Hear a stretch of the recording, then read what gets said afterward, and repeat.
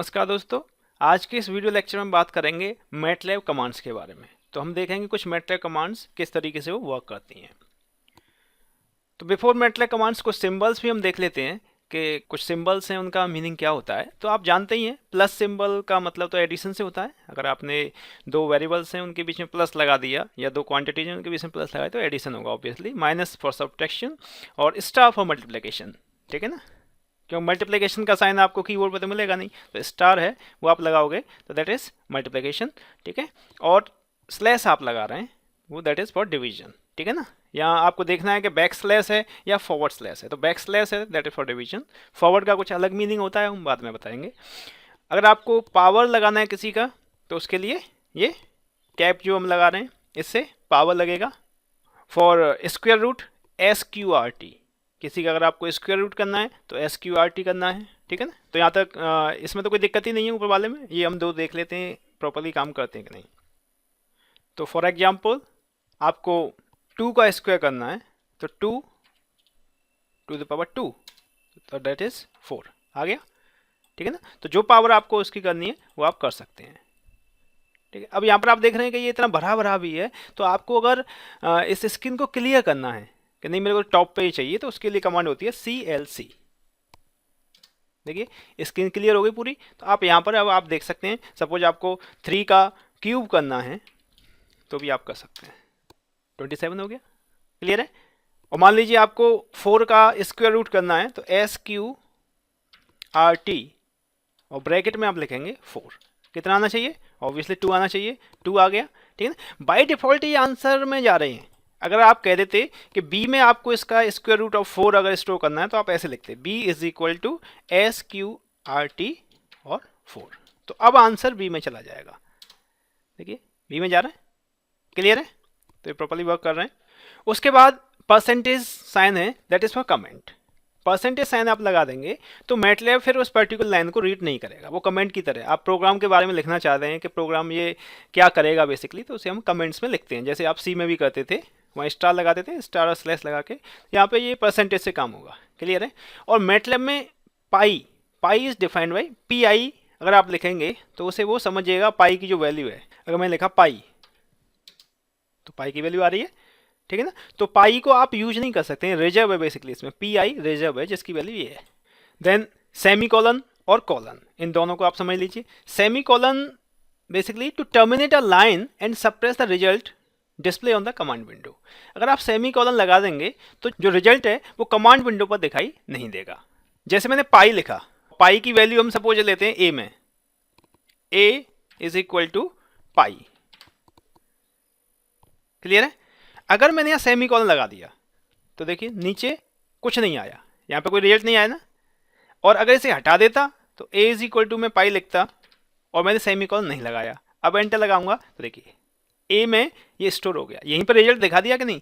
तो बेसिकली ये रिजल्ट को सप्रेस करने के लिए यूज़ किया जाता है, जिससे क्या है कि थोड़ी सी प्रोग्राम की स्पीड भी ठीक हो जाए। क्योंकि यहाँ पे उसे दिखाने में भी थोड़ा सा टाइम लग रहा होगा, थोड़ा प्रोसेसिंग लग रही होगी। तो आपको अगर कोई रिजल्ट कमांड विंडो पर देखना है तो उस केस में इसे हटा दीजिए, क्लियर है।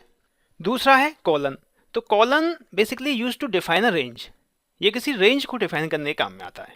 फॉर एग्जाम्पल मान लीजिए मेरे को 1 to 100 काउंटिंग लिखना है, क्लियर है। तो रेंज हो गई ना 1 से लेके 100 तक। तो 1 से लेके 100 तक लिख रहा हूँ, काउंटिंग लिख रहा हूँ, तो सभी में 1 का डिफरेंस होता है, क्लियर है। तो कैसे लिखेंगे उसमें सेमी कॉलन का हम यूज करते हैं मेनली। तो जैसे 1 से स्टार्ट हो, ठीक है, फिर मैंने सेमी कॉलन लगाया, कितने का गैप हो, 1 का गैप हो, और कहाँ तक जाए, 100 तक जाए। ये हो गया, देखिए लिख गया 1 2 3 4 5 6 7 8 पूरा 100 तक।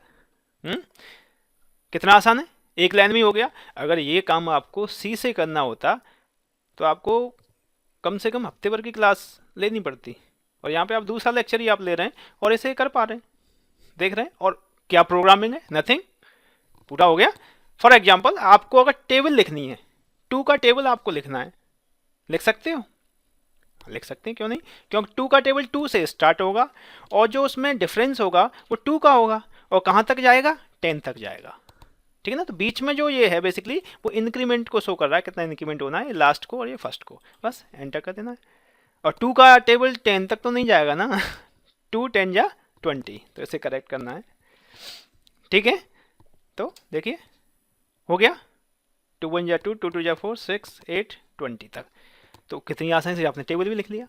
तो एक रेंज बेसिकली हम ये प्रोवाइड कर रहे हैं, जब आप ग्राफ्स वगैरह बनाएंगे तो वहाँ पर बेसिकली इसका यूज होगा। टेबल और काउंटिंग में नहीं यूज हो रहा है, वो तो मैंने जस्ट आपको एक एग्जांपल दिया है, तो आई थिंक ये क्लियर होगा आपको। नेक्स्ट आपको अगर डेट देखना है कि डेट क्या है, तो वो भी आप देख सकते हैं, डेट एंड क्लॉक देख लीजिए। तो जब आप डेट करेंगे तो आपको करेंट डेट बताएगा कि आज की डेट क्या है। तो 4 फरवरी 2016 आज की डेट ये, जो सिस्टम में आपकी डेट होगी, ठीक है ना, जो सिस्टम में आपकी डेट है उसी को ये शो कर देगा। उसके बाद अगर आप क्लॉक करते हैं, क्लॉक लिखेंगे तो उसमें ये डेट भी बताएगा और टाइम भी बताएगा। ये इसका फॉर्मेट है, दिख रहा है, कुछ अजीब सा फॉर्मेट लग रहा है आपको। देखिए यहाँ पर ये सब दिया है, इसके साथ इसमें मल्टीप्लाई कर दिया है इसने 10⁻³ का, ठीक है ना। तो इसमें 10⁻³ से आप मल्टीप्लाई करेंगे तो कितना हो जाएगा, 2016 हो जाएगा, पॉइंट इधर आ जाएगा। तो 2016 ये ईयर हो गया, और ये मंथ हो गया, सेकंड मंथ फरवरी जैसे अभी आपने देखा, और डेट 4, तो 4 फरवरी 2016 डेट आ गया। उसके बाद टाइम आ गया, तो टाइम 9 o'clock हो रहा है, 9:22 और 41 सेकेंड दे रहा है, ठीक है। तो ये इसका क्लॉक हो गया। उसके बाद आपको पता करना है मैटलैब का वर्जन क्या है, तो उसके लिए कमांड रहता है VER फॉर वर्जन। VER आपने किया तो ये मैटलैब का वर्जन बता देगा, मैटलैब वर्जन 7.9, और बाकी जितने इसमें टूल बॉक्सेज हैं उनका भी वर्जन बताएगा इस कमांड से, ठीक है ना। सिमलिंक का कौन सा वर्जन है, बाकी सारे वर्जन्स क्लियर है। तो इतना जैसे स्क्रीन बज जाती है तो उसे अगेन आपको क्लियर करना है, तो CLC क्लियर हो जाएगा। उसके बाद हुज बताता है all variable present in the work space, कि वर्क स्पेस में कौन कौन से वेरिएबल प्रेजेंट हैं। वैसे तो यहाँ आपको दिखाई दे रहे हैं, लेकिन आप चाह रहे हैं आपको यहाँ पर दिखाई दें, जब बहुत सारे होंगे तो उस केस में ये यूजफुल हो सकता है। तो हुज आपने किया तो देखिए दिखा रहा है, बता रहा है एक वेरिएबल A है, एक आंसर है, एक B है, उनका साइज भी बता रहा है, बाइट बता रहा है कितना बाइट ले रहे हैं वो, ठीक है ना, और क्लास भी बता रहा है, ठीक है ना, कि किस क्लास के हैं वो। तो ये डिटेल्स से हुज कमांड से आ गई, क्लियर है। उसके बाद वाट, तो what list MATLAB specific files in the directory, तो डायरेक्टरी में मैटलैब की कौन कौन सी फाइल्स हैं उन्हें ये देगा। जो आपकी करेंट डायरेक्टरी है इसमें मैटलैब की कौन कौन सी फाइल्स हैं उन्हें ये बता देगा। तो मैंने कहा वाट, WHAT वाट, देखिए तो इसमें बेसिकली बहुत सारी फाइल्स ये पड़ी हुई हैं, ये डिफरेंट फाइल्स हैं बेसिकली, ये सारी फाइल्स हैं, ये मैटलैब की फाइल हैं। तो आपको बहुत सारी फाइल्स अगर यहाँ पर है, आपको खोजनी है फाइल, तो आप आसानी से खोज सकते हैं। देखिए यहाँ पर डिफरेंट टाइप की फाइल्स पड़ी हुई हैं, लेकिन जब आपने वाट किया तो सिर्फ आपको M फाइल से यहाँ पर दिखाई दी, क्लियर है। उसके बाद CLC तो हम यूज़ कर ही रहे हैं काफ़ी समय से।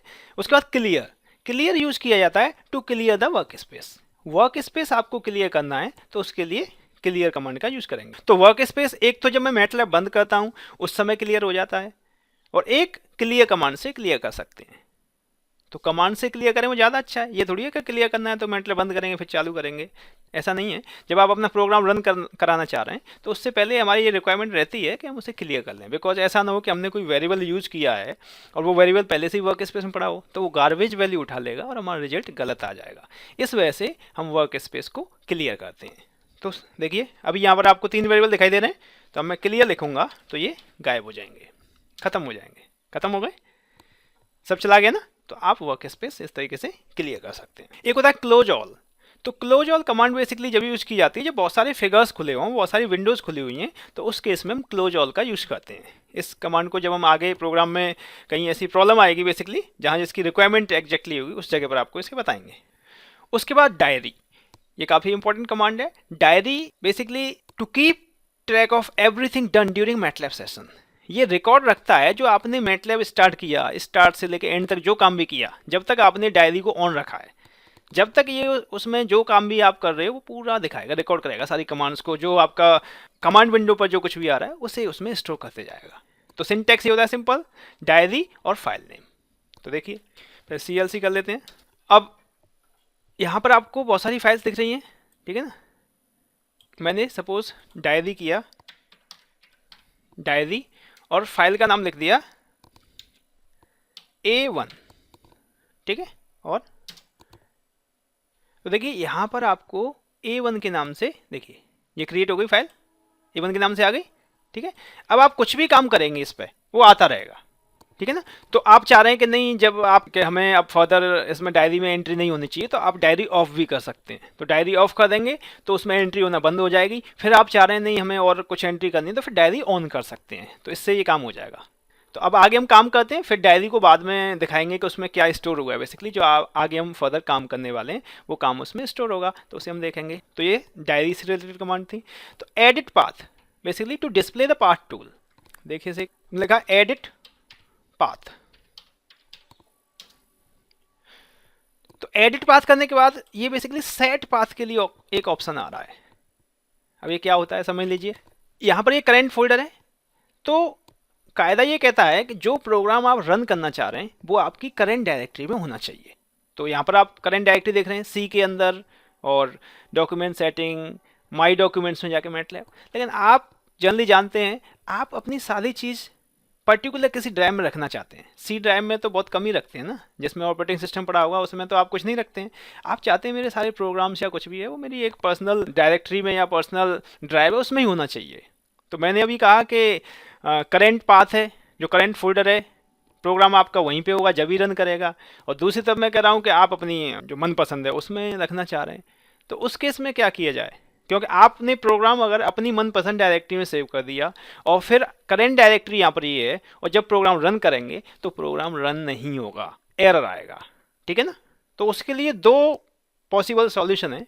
या तो आप जहाँ पर आपने अपना प्रोग्राम सेव किया है उस पर्टिकुलर लोकेशन पर यहाँ से जाएं, ठीक है ना, और उस लोकेशन को चूज कर लें और उसे करंट डायरेक्टरी बना लें। ये काम कर लें तो आपकी फाइल्स करंट डायरेक्टरी में आ जाएगी, ठीक है ना, डायरेक्टरी चेंज हो जाएगी ना, और आप रन कर सकते हैं। लेकिन कई बार ऐसा होता है ये हम भूल जाते हैं, जल्दी जल्दी में जब प्रोग्राम रन करते हैं तो भूल ही जाते हैं कि हमारा प्रोग्राम तो वहाँ था, करंट डायरेक्टरी बनाना भूल जाते हैं और इस तरीके से करना शुरू कर देते हैं। तो उस केस में हम क्या करें, अगर हम पाथ सेट कर दें, पाथ सेट कर दें तो आपको बार बार डायरेक्टरी चेंज करने की जरूरत नहीं है। फिर आपकी फाइल कंप्यूटर में कहीं भी पड़ी हो, अगर पाथ सेट है उसका तो फिर वो वहीं से उठा ली जाएगी सिंपल और एग्जीक्यूट हो जाएगी। तो उस टाइप की प्रॉब्लम नहीं रहती है, ठीक है ना। तो मैटलैब में आप देखेंगे कि जब मैटलैब का प्रोग्राम आप एक कंप्यूटर से दूसरे कंप्यूटर पर जनरली ले जाते हैं या एक ड्राइव से दूसरी ड्राइव में ले जाते हैं तो इस टाइप की प्रॉब्लम्स आती हैं, ठीक है ना। तो उस केस में आपको उसका पाथ है उसे सेट करना होता है। तो आगे जब हम प्रॉब्लम्स करेंगे तो उस समय आपको ये बताएंगे। तो इसमें सिंपली आपको कुछ नहीं है, ऐड फोल्डर करना होता है, जहाँ पर आपका जो पर्टिकुलर फोल्डर है जिसमें आप फाइल सेव कर रहे हैं उसमें आप नेविगेट कर सकते हैं पर्टिकुलर उस जगह पर, उसे ऐड कर सकते हैं और ओके कर देंगे। क्लियर है। उसके बाद सेव पाथ भी उसी तरीके से कमांड है, आपको जैसे कुछ ऐड इस तरीके से नहीं करना है, आपने करंट डायरेक्टरी बना ली और उसे आप ऐड करना चाह रहे हैं। जैसे यहाँ से आपने चेंज कर लिया, हमारे पास ऑलरेडी पहले से काफ़ी है। जैसे ऐप में RKT नाम का मैंने सपोज कोई फोल्डर बनाया, ठीक है ना, अभी एग्जिस्ट नहीं कर रही डायरेक्टरी, सपोज डी में फेस नाम से कोई मैंने बनाया तो फेस के हिसाब से आ रहा है। आप चाह रहे हैं कि इसका पाथ सेव हो जाए, मैं ये चेंज नहीं करूँगा बार बार, तो आप सेव पाथ कर सकते हैं। सेव पाथ कर देंगे, देखिए कुछ एग्जीक्यूट नहीं हुआ सिंपल, लेकिन पाथ सेव हो गया। अब कभी आप डी ड्राइव का अगर फेस फोल्डर के अंदर कोई भी फाइल जो पड़ी है उसे यहाँ पर डायरेक्टली रन करेंगे तो कोई एरर नहीं आएगा। उसके बाद प्लॉट कमांड होती है, plot command to plot a graph. जब कोई आपको ग्राफ प्लॉट करना है तो उसके लिए प्लॉट कमांड का हम यूज करते हैं, आगे आप देखेंगे इसे। एफ प्रिंट एफ आप चाह रहे हैं कि स्क्रीन पर ही प्रिंट होके आए, कमांड विंडो है उसी पर प्रिंट होके आए, तो वो एफ प्रिंट एफ के थ्रू आता है। ग्राफ के लिए प्लॉट और सिंपल स्ट्रिंग आपको प्रिंट करानी है, ठीक है ना, स्क्रीन पर प्रिंट कराना है कमांड विंडो पर, तो एफ प्रिंट एफ। उसके बाद कंट्रोल सी हमने किया है। मान के चलिए कि कभी कभी आपका प्रोग्राम में कहीं अटक जाता है, उसे आपको इंटरप्ट करना है और आप चाह रहे हैं कमांड विंडो पर ही वापस अपना प्रोग्राम आ जाए, तो उस केस में आप कंट्रोल सी प्रेस करेंगे, कंट्रोल दबाएंगे और सी दबाएंगे तो सेव हो जाएगा। उसके बाद ये आप एक स्पेशल कैरेक्टर देख रहे हैं, एक्सक्लेमेशन मार्क जो होता है, इसकी मदद से आप जो डॉस की कमांड होती हैं, डॉस की कमांड्स को मैटलैब के अंदर चला सकते हैं। जैसे कि MD होती है डॉस में फॉर मेकिंग डायरेक्टरी, अगर आपको कोई फोल्डर बनाना है तो उसके लिए MD कमांड होती है। तो आप पर्टिकुलर साइन लगा रहे हैं, उसके बाद MD लिखेंगे और फिर डायरेक्टरी नेम लिखेंगे तो वो क्रिएट हो जाएगी।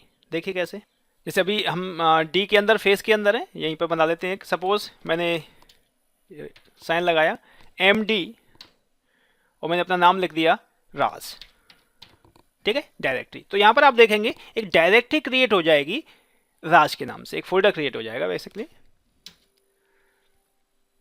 देखिए आ गया, पहले नहीं था अब आ गया। तो मेकिंग डायरेक्टरी कमांड तो डॉस की कमांड है, लेकिन देखिए कमांड विंडो से चल रही है। तो इस साइन की मदद से आप बेसिकली जो स्पेशल कैरेक्टर है बेसिकली इसकी मदद से आप डॉस की कमांड्स को मैटलैब में चला सकते हैं।